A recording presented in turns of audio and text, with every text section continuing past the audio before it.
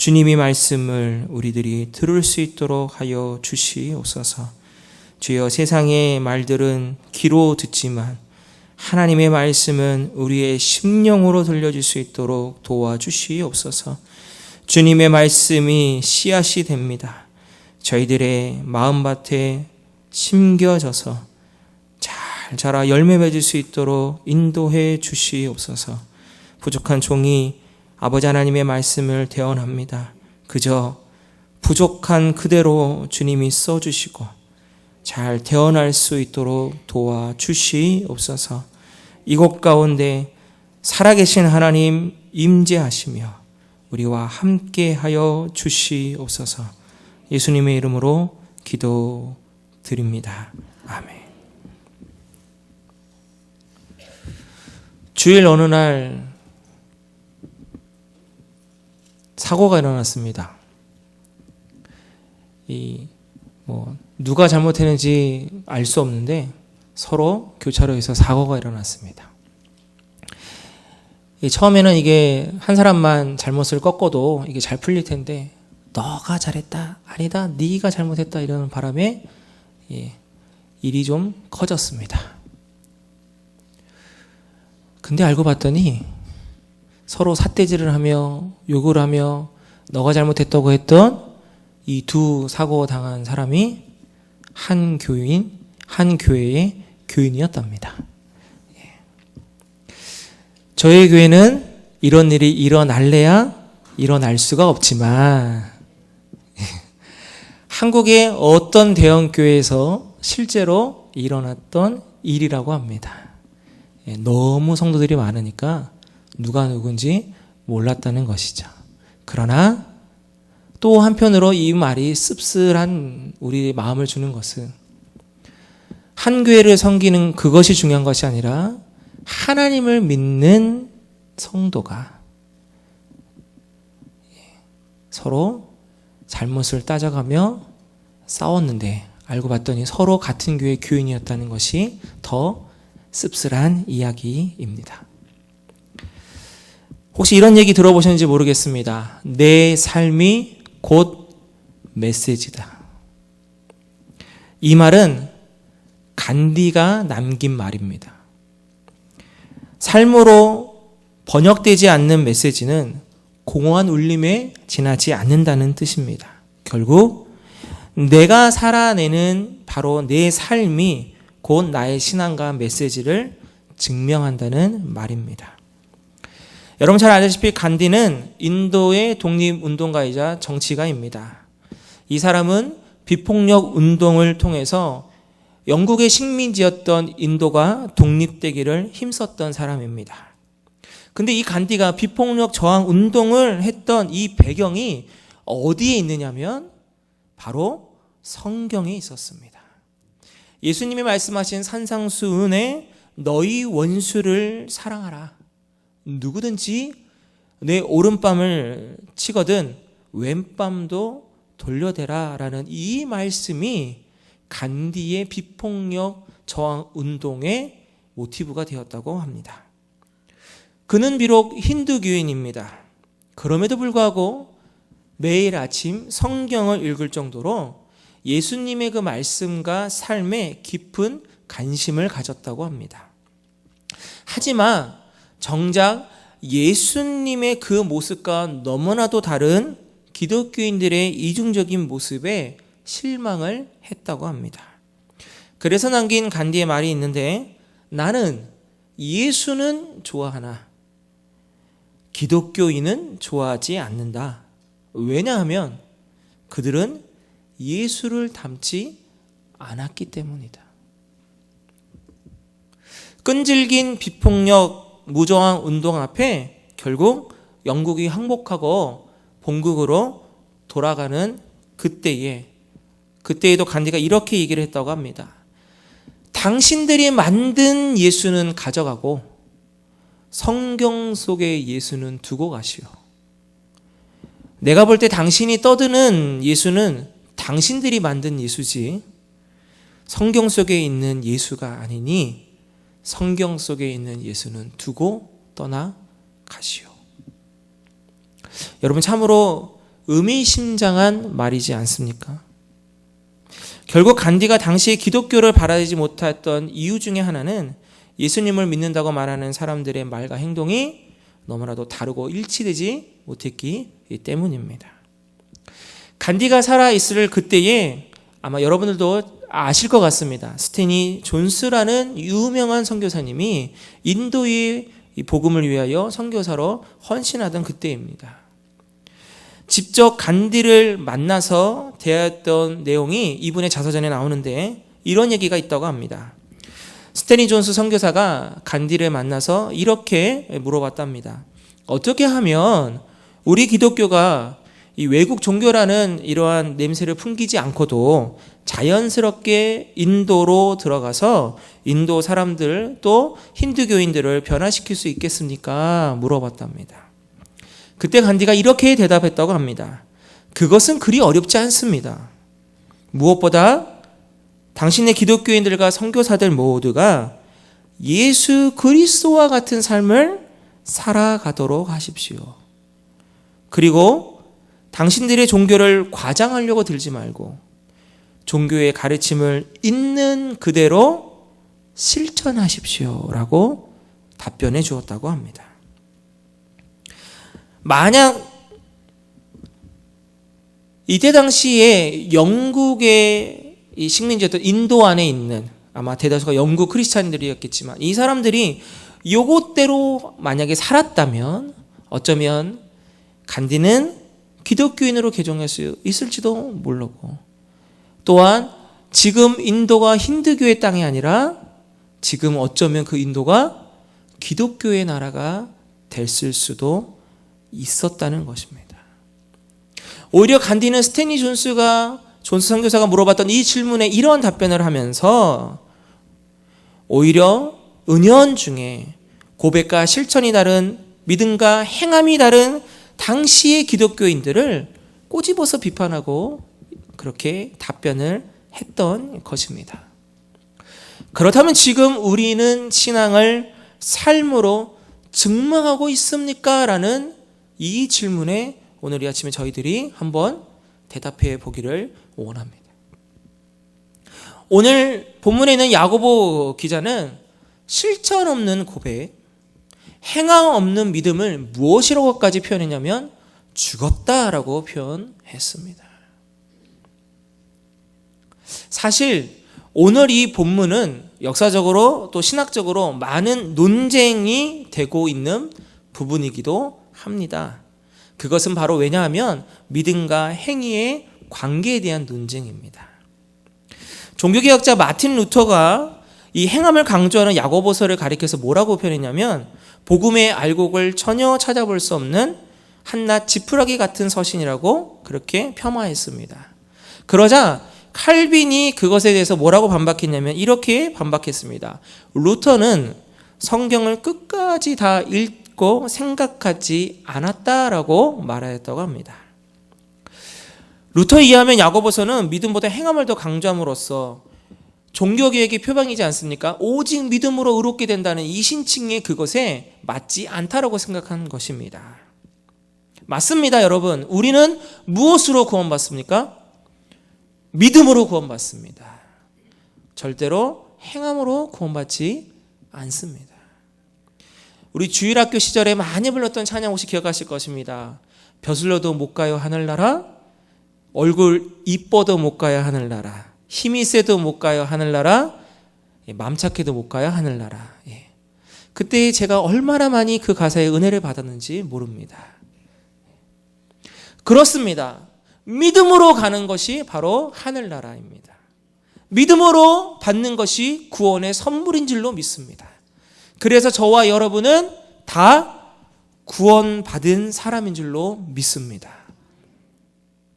그러나 오늘 야고보 기자가 말하고 싶은 것은 행함으로 구원받는다라는 것이 결코 아닙니다.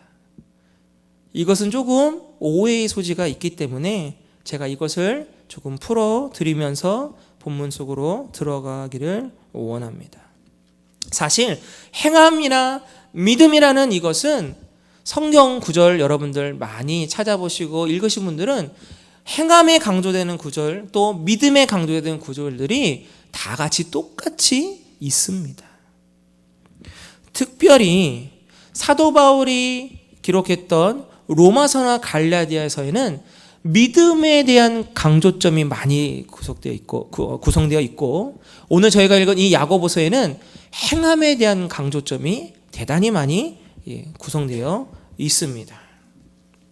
그래서 사도 바울은 오직 믿음을 강조하는 그러한 얘기들을 많이 썼고요. 특별히 이 형제 야고보가 쓴 이 야고보서는 행함이 없으면 죽었다라고 표현할 것까지 아주 극단적인 표현을 쓰면서까지 행함을 강조했던 것입니다. 근데 현대 신학자들의 연구에 따르면 바울과 야고보의 가르침 사이에 나타난 차이는 두 사람이 각각 처한 상황과 특별히 이 서신에 중심되는 사람들이 다르기 때문에 나타나는 오해다라고 이렇게 얘기하고 있습니다. 우선 바울이 믿음을 강조했던 이 로마서와 갈라디아서는 뭐냐면 구약의 율법을 지켜야 된다. 그로써 의롭다함을 얻을 수 있다고 생각했던 일부 유대인들을 중점적으로 쓴 서신 중에 하나입니다. 이 유대인들이 강조한 건 무엇이냐? 구원을 얻기 위해서 믿음 외에 더 필요한 게 있다. 그게 바로 무엇이냐면 할례 받아야 되고 율법도 똑같이 지켜야 되고 절기, 그 초막절이라든가 유월절 이런 절기도 꼬박꼬박 지켜야 되고 성결 예식도 지켜야 되고 금식도 해야 되고 손을 들고 하나님 앞에 기도하는 외식의 모습도 해야 되고 이러한 율법적인 모습이 함께 가야 된다라고 했던 사람들이 그 당시 일부 유대인들 또 율법주의자들의 모습이었습니다. 그러다 보니까 사도 바울은 무엇을 강조해야 되겠습니까? 믿음을 강조하는 서신을 썼다라는 것입니다. 그렇다면 오늘 우리가 보고 있는 이 야고보서의 배경은 어떻게 되냐? 이때 당시는 어떠한 사람들이 주를 이뤘고 이 사도 야고보가 이 말씀을 썼냐면 영적인 믿음만이 중요하고 도덕적인 율법이나 행위는 필요 없다고 보는 도덕 폐기론자들에게 중점적으로 중심을 잡고 쓴 서신입니다. 이 사람들은 어떠한 마음과 행동으로 살았던 사람들이냐? 온전한 율법이신 예수 그리스도를 믿고는 있었습니다. 그런데 회심과 믿음의 열매가 없었습니다. 이에 야고보서를 쓴 기자는 신앙 고백과 일치하는 행함으로 자신의 믿음이 온전하다는 것을 입증해야 한다고 가르쳐야만 했다라는 것입니다. 그래서 이 야고보서에 유독 행함이 강조될 수밖에 없었다라는 것입니다. 이처럼 야고보와 바울은 서로 각기 다른 상황, 또 서로 각기 다른 이런 대적자들을 염두에 두고 편지를 기록했기 때문에 그래서 강조점이 다를 수밖에 없었습니다. 그러므로 우리가 성경을 볼 때에 정확한 관점으로 야고보서를 보는 건 이렇게 보시면 됩니다. 믿음과 행함이 같이 가는 것이 가장 올바른 신앙인의 모습이라는 것입니다. 더 나아가서는 여러분 예수 그리스도의 은혜 받은 믿음으로 구원받은 사람이라면 당연히 뭐가 따라온다는 것입니까? 거기에 걸맞는 행동도 따라오는 것이 마땅하다라는 것입니다. 그렇기 때문에 저희는 오늘 이 야고보서의 말씀이 남을 위한 말씀이 아니라 어쩌면 바로 저와 여러분에게 주시는 말씀이 되는 줄로 믿습니다. 오늘 본문 14절 여러분들 보시면 뭐라고 나오느냐면 내 형제들아 라고 나옵니다. 야고보서 곳곳에 보면 이렇게 나옵니다. 야고보서 1장 19절에도 내 사랑하는 형제들아, 2장 첫 번째 절에도 내 형제들아, 야고보서 초반에도 내 형제들아 이러면서 중간에 곳곳에 단락이 나눠질 때마다 나오는 게 뭐냐면 내 형제들아 라는 것입니다. 여러분 여기서 형제들아 라고 말하는 것은 무엇을 의미하겠습니까? 아직 복음을 듣지 못하고 아직 예수 그리스도를 믿지 않는 사람에게 하는 것이 아니라 예수 그리스도를 믿는 그리스도인들이 바로 그 중심 포인트에 있다라는 것입니다. 내 사랑하는 형제들아, 내 사랑하는 성도들아, 예수 그리스도를 믿고 있는 성도들에게 지금 이 편지를, 이 기록을 남기고 있다라는 것입니다. 그렇게 볼 때에 어쩌면 행함을 강조할 수밖에 없는 이때 당시의 이 상황과 이 복음의 메시지가 어쩌면 왜 이렇게도 지금 이 시대에 똑같이 맞아 떨어지는가라는 이것에 부인할 수 없다는 것입니다. 안타깝게도 지금 우리들의 이 시대는 어쩌면 이때 당시에 그 율법 폐기론자들의 이 모습, 바로 이 모습과 전혀 다르지 않은 것 같다라는 것입니다.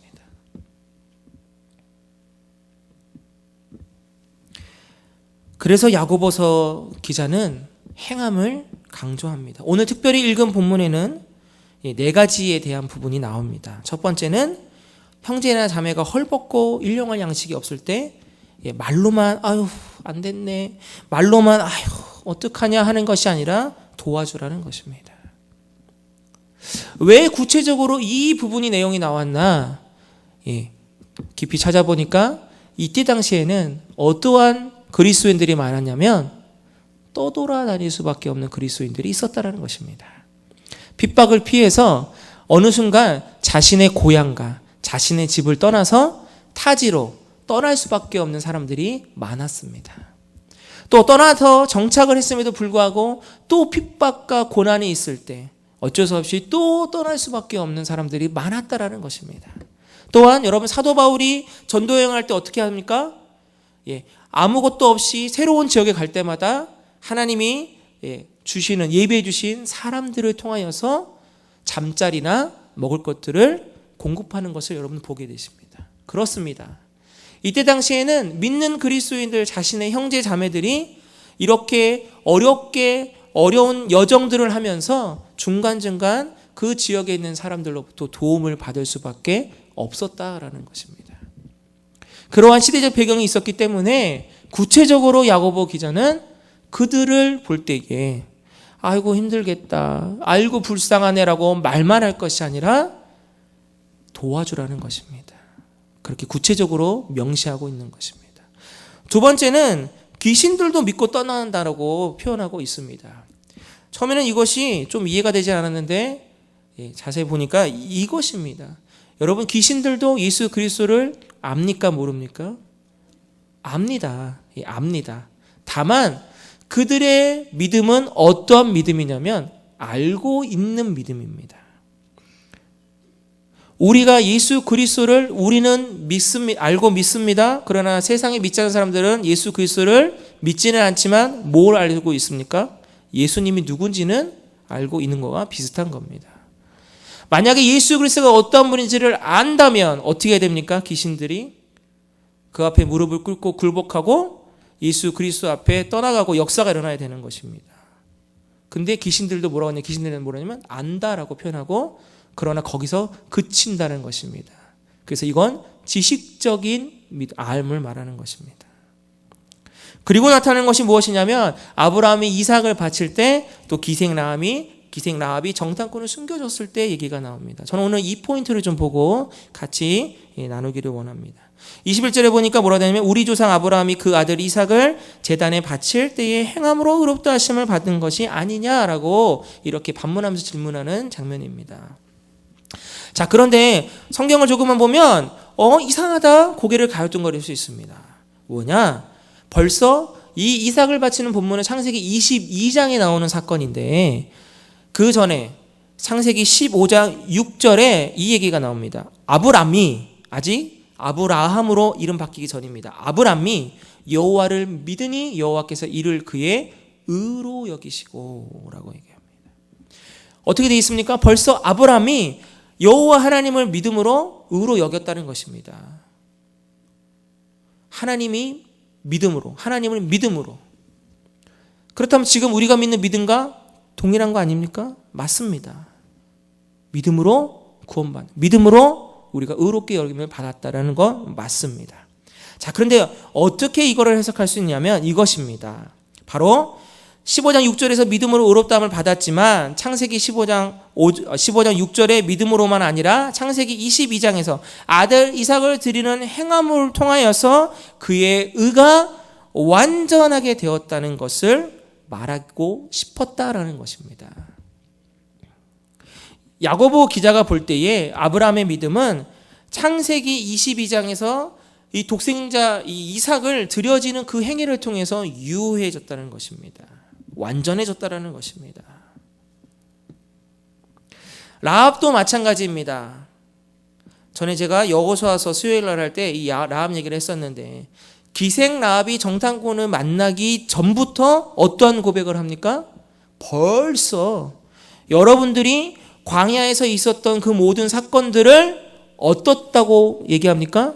들어서 알고 있는데, 근데 그 들어서 알고 있는 건 기생 라합뿐만 아니라 누구도 알고 있습니까?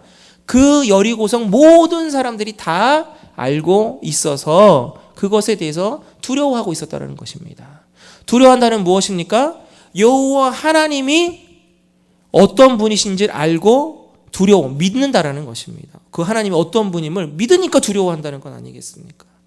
그런데 의롭게 여김을 받는 이 행함의 모습을 무엇으로 판단했냐면 바로 여리고성의 다른 사람들은 아는 것에서 그쳤지만 기생 라합은 그러므로 나는 너희들을 도와주겠으니까 너네들이 이곳에 왔을 때 분명히 우리가 질 것을 나는 믿으니까 그때 나를 구원시켜 달라라고 한다라는 것입니다. 무엇이 있는 것입니까? 행함이 있는 것입니다.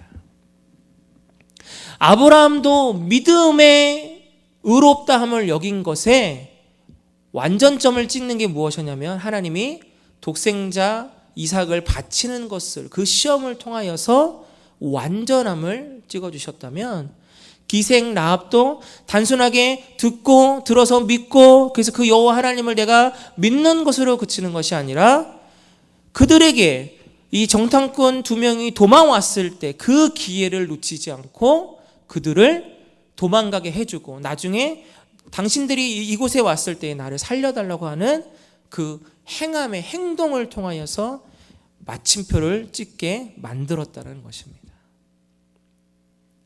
그렇다면 어쩌면 지금 우리들의 삶에서도 이와 비슷한 문제들과 일들이 계속 벌어지고 있다라는 것입니다. 한번 여러분 잘 생각해 보십시오. 여러분이 살아가면서 이러한 갈등의 요소들과 사건들이 없느냐라는 것입니다. 여러분이 하다못해 직장 생활을 하시든지 가정에 계시든지 또한 사업체를 하시든지 말씀대로 살아가려고 할 때에 이것이 무엇입니까? 행함입니다. 말씀대로 살아가려고 할 때에 부딪히는 그러한 갈등들이 없느냐라는 것입니다. 마치 아브라함이 독자 이삭을 바치는 우리에게는 이런 일이 절대로 일어나지 않을 것 같아서 너무나도 엄청난 얘기로 보이지만 결국 이것의 이 강도를 낮추면 결국 우리들의 삶 속에서도 이와 비슷한 갈등의 요소들은 계속 부딪히고 있다라는 것입니다. 말씀대로 살려고 할 때에 내가 그 말씀대로 하려는 행동을 해야 되는데 그때마다 자꾸만 부딪히는 부분들이 생긴다는 것입니다. 그것이 무엇입니까? 아까 간디가 얘기했던 것처럼 뺨 맞으면 내 마음속에 무슨 마음이 올라옵니까? 나도 맞은 만큼 때리고 싶다는 마음이 있다는 것입니다. 말씀대로 살아가는 것이 맞는데 마땅한데 그런데 행동으로 내가 하려고 하는 그 순간에 이것이 안 되더라는 것입니다. 오늘 야고보 기자가 말한 강조점이 바로 이것입니다. 헐벗고 금지르고 힘든 사람들의 소식들을 우리가 듣습니다. 그런데 듣고 그냥 끝내면 오늘 본문에 있는 것처럼 아유 안 됐네, 아유 어떡하지, 그거와 똑같게 되지만 그것을 듣고 내 마음속에 성령님이 주시는 감동, 하나님이 주시는 말씀에 그러한 불붙는 감동이 있을 때에 힘써 내가 할 수 있는 것에서 최선을 다해서 그것에 내가 행하는 것, 이것을 바로 오늘 이 야고보 기자가 말하고 싶은 중심 포인트라는 것입니다. 요즘 미국에 있는 교회들이 엄청난, 마치 어떻게 보면 모르겠습니다. 뭐라고 제가 이 수준을 얘기할지 모르겠는데 그저 개인적인 이러한 부딪힘이 아니라 교회적 차원의 엄청난 부딪힘을 미국에 있는 한인교회들이 요즘 많이 겪고 있는 것들이 있습니다. 제가 이렇게 신문 스크럽을 이렇게 보고 말씀드리는 걸 용서해 주십시오. 여러분들도 아마 보셨을 겁니다. 최근 신문에 이런 게 있었습니다. 미국에 있는 선한 목자교회 얘기입니다. 그전에도 신문에 작은 교회들의 얘기는 나왔는데 이 교회의 얘기가 왜 더 큰 것으로 나타나냐면 이 액수가, 죄송합니다, 교회 건물의 액수가 엄청나기 때문입니다. 잠깐 말씀드리겠습니다. 여러분도 알다시피 미국 장로교단이 동성애를 허용하는 바람에 많은 한인교회들이 그것에 반발하고 탈퇴합니다. 그런데 이 미국 장로교는 뭐가 있냐면 교회 건물이 교단 소속이 되는 것입니다. 그러니까 쉽게 말하면 여러분들이 이렇게 헌금을 모아서 헌당을 했다 하더라도 그것은 교단에 소속되는 것입니다. 그러다 보니까 어떠한 일이 벌어지냐, 우리는 당신들의 그 동성애 지지 그것을 따를 수 없습니다, 우리 나가겠습니다 할 때에 교단에서 그것을 막아버리는 것입니다. 못한다는 것이죠. 이 선한 목자 교회도 워낙 대형교회다 보니까 교단에서 이것을 막는 바람에 91%의 공동의 찬성으로 탈퇴를 허용했음에도 불구하고 1년 동안 허용해 주지 않았답니다. 교단에서. 그리고 그 다음에 1년 뒤에 다시 공동회를 해서 95% 찬성으로 다시 교단 탈퇴를 선언하자 이 교단이 이제 인정해 줄 수밖에 없게 된 것입니다. 근데 이제 발생되는 문제가 생겼습니다. 그것은 바로 무엇이냐면 이 교단과 또 소수에 남아 있겠다는 그 사람들이 그러면 교회 건물, 재산을 포기하시오, 이렇게 된 겁니다. 근데 전에도 왕왕 이러한 소식들이 있었는데 이 교회가 왜 이렇게 크게 됐냐면 무려 이 교회가 수십억에 달하는 교회 건물이 걸려 있었기 때문입니다. 자칫하면 어떻게까지 갔냐면 이 교단과 소수에 남아있는 사람들과 이 선한 목자교회의 성도들이 법정에서 싸울 뻔했습니다. 그때 이 담임 목사와 당회원들과 95% 참석했던 이 교인들이 어떠한 결정을 내렸냐면 이 모든 것을 가감하게 포기합시다, 이 결정을 한 겁니다. 그리고 결국 수십억 원에 달하는 이 교회의 건물을 포기하고 이들은 새로운 교회 건물로 다시 이전해서 예배를 드리게 되었다고 합니다. 또한 이 교회뿐만 아니라 이 신문에 보면 또 다른 교회 얘기도 나오는데 지금 미국의 한인교회 중에 이것을 탈퇴하겠다는 교회들이 바로 이 싸움을 하고 있는 것입니다. 우리가 행함으로 나아가지 않을 때는 어떻게 하면 되겠습니까? 법대로 하자, 이것입니다. 소송 걸고 재판해서 판결 나는 것에서 아마 따르면 될 것입니다. 그러나 하나님의 말씀의 기준에서 우리가 볼 때에는 바로 우리가 깨끗하게 물러나겠어. 어떻게 하나님의 교회 안에서 하나님을 믿는 사람들이 서로 세상 법정에다 의뢰해서 싸우는 것이, 이것이 과연 덕이 되는 일이겠습니까? 포기하는 것이 바로 오늘 이 야고보 기자가 말하고 있는 행함의 모습이 되지 않을까 싶다라는 것입니다.